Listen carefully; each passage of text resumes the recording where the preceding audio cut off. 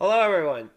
Welcome back to another book review. Last time we looked at a short story, and I mentioned that there are some books that I have legitimate criticism to, and so I decided to share a book that I do have a problem with, and that book is Frankenstein.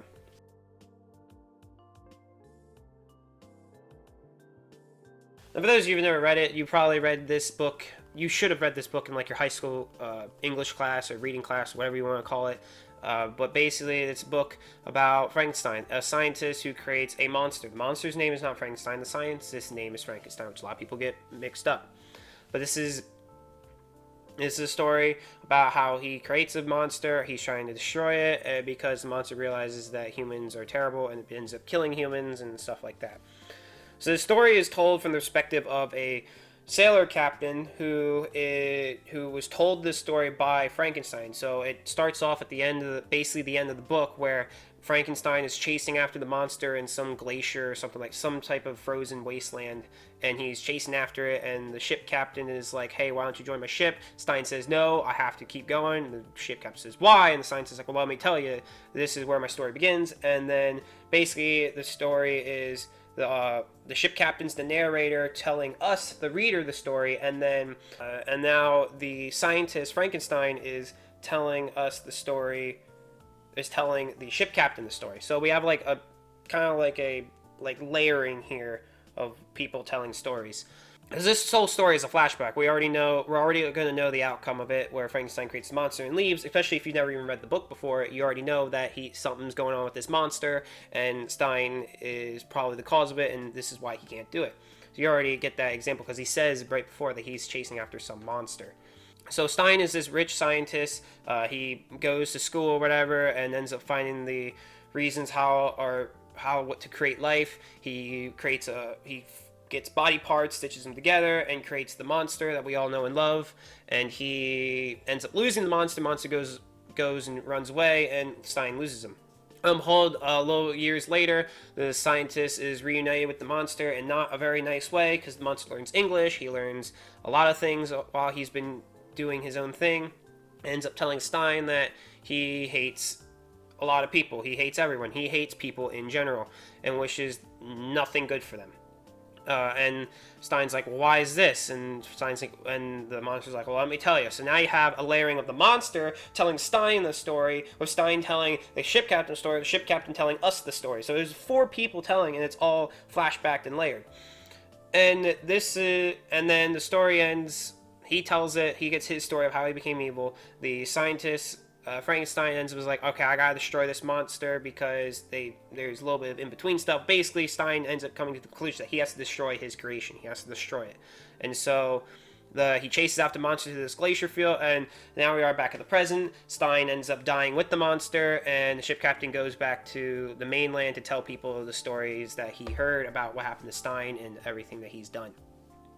So let's talk about what I have a problem with. The problem with this is the storytelling aspect. The plot itself is fine. The characters of it are great. The theme and message and all that stuff is all great. How the story is told is where I have a problem with it. The story is told in a 4-layered category. So like I said, at one point it becomes the monster telling Stein a story, with Stein telling the ship captain a story, the ship captain telling us the story. So with that, it gets confusing if you're not following along, and it's ridiculous. Plus, it's all flashbacks.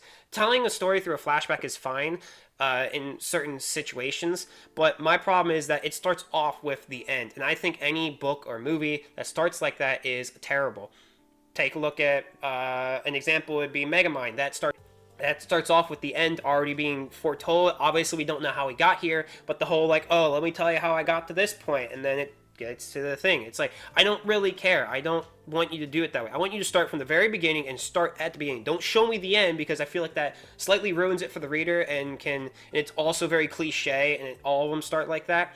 So I just don't think it's very good on a storytelling aspect. I also don't think and they do that twice, because they also do it with the monster, because we already know the monster's evil in the very beginning, and then we find out again that the monster has now become evil, that he's like, hey, I'm mad at the world, I hate the world, and he goes ahead and kills people. It's like, and then he's like, let me tell you how I got here. And it's like, well, I already know your fate. And also, when he's telling the flashback, he tells it, the author writes in a way that makes you have a supposed to give you a sense of hope for this monster, and it just doesn't end well. It doesn't go well because there's no hope at all, because we already know as the audience reading that there's no hope for this monster. So why give us that false sense of hope? You're like robbing us of everything. Like, it's toying with our emotions. It's terrible. I hate it. It's not good at all. So overall, that's really my problem, is how it's foretold. What they should have done, or what a better suggestion in my opinion would be start the story off with Frankenstein and him growing up, whatever, and how he told it, and then you have him create the monster. Okay, now the monster ran away. Oh, so how do we get to the point where the monster can still meet up with Stein, tell Stein his thing without us having to read an entire flashback or make it seem like a flashback? Well, here's my suggestion. Immediately cut the story and make it part of the monster's perspective. Make it be from the monster's perspective. And you can do that. You have it from the monster's perspective. We now get the full experience of the monster. We still get that sense of hope, and it allows the reader to actually feel like there is hope. Like, you can actually feel like, oh, maybe this monster won't be such a bad guy after all. Maybe he'll interact with these humans. Maybe he'll be happy with them. And then when it ends poorly, we're like, oh no, come on, give him a chance. But earlier it's like, oh, well, I kind of saw that coming. I mean, look what, happened. At least this time you might not see it coming. And then let's talk about them meeting. Well, when they meet, you can have like a little interaction, like have it come back to him, like have it start from him leaving and then immediately flash back to Stein and what he did in that time period that the monster was missing. And then they meet up, they have like their little conversation, like with him hinting at the summary, and then maybe if he's like, let me tell you, and then you can do like a little like 3 asterisks like sign to show that like, oh, this is him telling the story, and then it's like a checkpoint or whatever, and now it's back to Stein telling, hey, so now what do you want? And now it's their interaction again. Now for how he does the telling it of the ship captain, like ship captain telling the audience, which is I think what the whole idea was. It was supposed to be like the ship captain telling you, like your reader, you the reader are in that time period and you're being told to this by the ship captain through that time period, or through his like lettering or however he does it. You could still do that. You could have at the very end when he meets the ship captain be like, okay, let me tell you my story, and he goes and tells the story, or even end the chapter there with like that, and now the next chapter starts with it now taking place the role of the narrator. Now this is or the ship captain. Now this takes a lot of what do I want to call it? A lot of like finesse, because there's 2 other books that do this, or 2 other series of books that I know do this, and that would be the Percy Jackson and the Olympians series. I believe they do this, where they have the narrator be different characters, but he has the name be the person that is telling the story, so that when we know who's telling what, and it follows along. But I would assume through context clues of Frankenstein that you could figure it out as the reader. Who is telling the story, you could easily figure that out.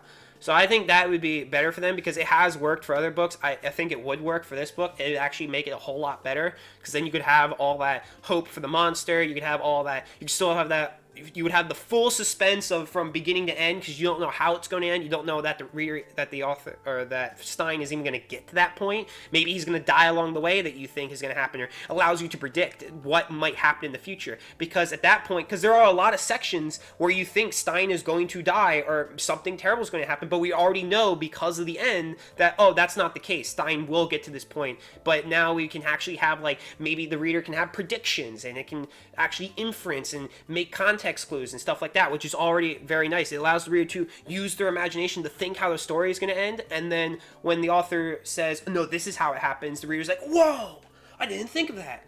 Or maybe I did think of that and I predicted correctly. Like, stuff like that makes the experience a whole lot better, in my opinion. So yeah, I think Frankenstein could be a whole lot better if it critiqued it that way. That's my only problem with it. Plot-wise, it's amazing. I think the story is phenomenal, and the idea of it is just great. Thank you all so much for watching this.